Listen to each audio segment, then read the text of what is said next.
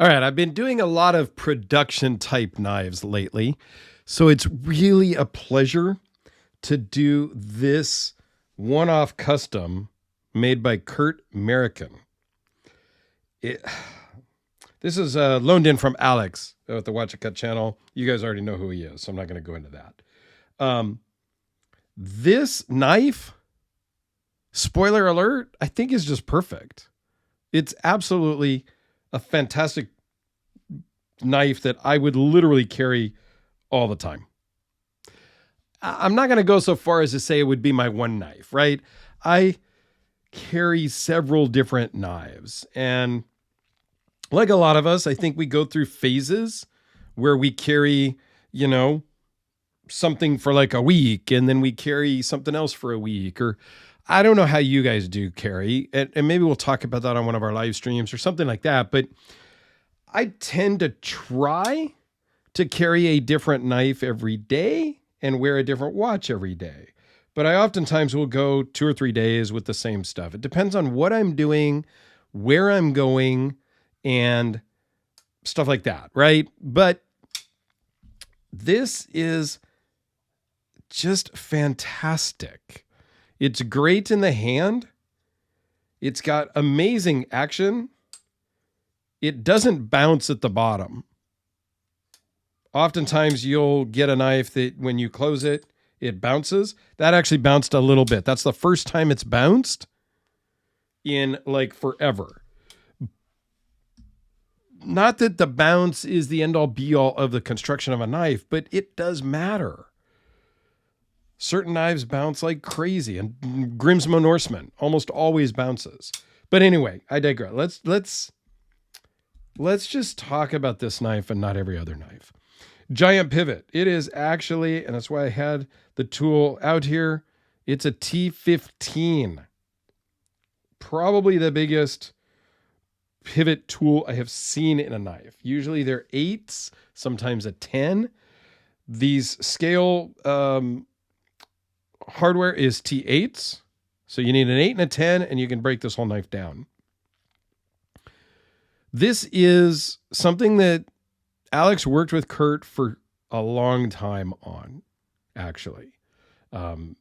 Because Alex got on his books, spent some time talking to him, and Alex kind of came up with this idea and the thought. And it's the very first liner lock that Kurt has ever made at all, I think, for sure in this model. This is the Phantom. I don't remember if I mentioned that or not, but it's live TV, guys. You just get just an average guy talking here. So sometimes I bounce around, but it's the first liner. I think I said liner lock, but it's the first bolster lock that Kurt has ever made in this model for sure. And it may be the very first bolster lock he's ever made. And quite frankly, from what I understand in talking to Kurt myself, it might be the only bolster lock that he makes because it has its challenges. Very beautiful hamon on this blade. This is W2 steel, and it is a true hamon where he put clay or whatnot up here so that it wouldn't harden, and so the spine is softer than the actual cutting edge. I think it looks beautiful. Is it necessary on a 3.5-inch knife? Not really, but it looks great. Titanium liners and bolsters. Zirconium backspacer that is more of a matte finished. Zirconium pocket clip that is also matte finished. Vintage Westinghouse micarta, which I believe, and I could be wrong, I'm sure Alex will chime in the comments, that Alex had and sent down to Kurt to make this knife, or sent over to Kurt. I'm not even sure where Kurt is.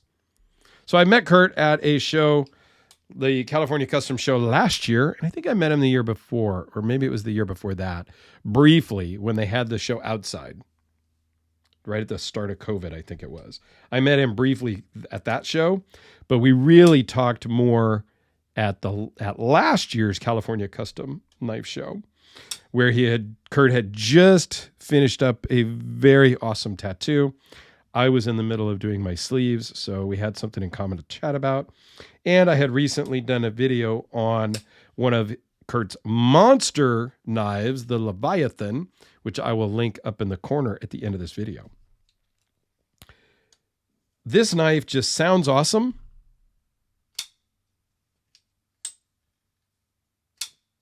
It's a little ting at the bottom. Okay, but the thud when it opens, just fantastic. I love that sound. And it just feels great. The pocket clip works fantastic. It's great in the pocket. I love the way just kind of the fit and finish when it's closed. I really love this knife. I don't know what to say. I really, really like this knife. So it's 4 5/8 closed, 8 1/8 overall, 3.47-inch blade and cutting edge because of this kind of swoop here. It's 0.156 thick W2 with the Hamon, as I mentioned. Overall thickness is 0.512, weighs in at 4.3 ounces, so it's a perfect weight and size to carry every day, no problem. You can't really choke up. I mean, you can, but there's really no need. And it runs on ceramic bearings. I can't say enough cool stuff about this. The fit and finish is great. Barely a seam between the titanium and the Westinghouse. Alex, if you ever get tired of this, please let me know. I don't think this one. I think this is one of his keeper knives because of the story behind it and the fact that he worked so closely with Kurt for a long time. Just because Kurt's a busy guy. You know, he's got stuff on his books. And when you get on the books, you got to wait sometimes. So you don't just get it next month. But so, yeah, it does take some time to get on his books and to work through it.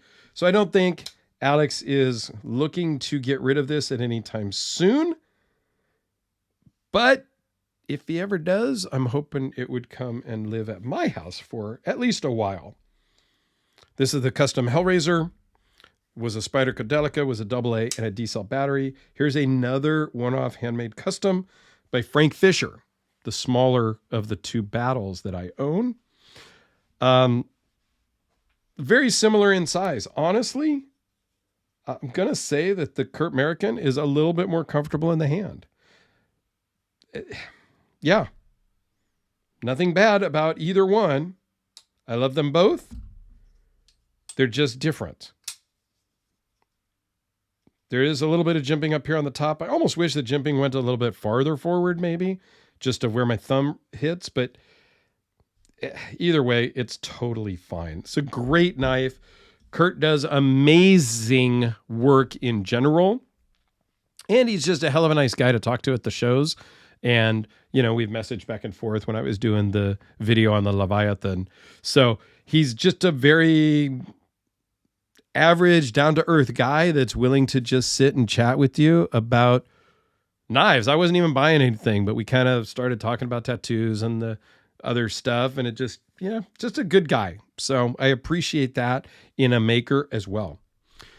Please go check out the massive, mega Merriken Leviathan over here in the corner that my good buddy 50 Shades of Slash JP loaned me to film about a year or so back.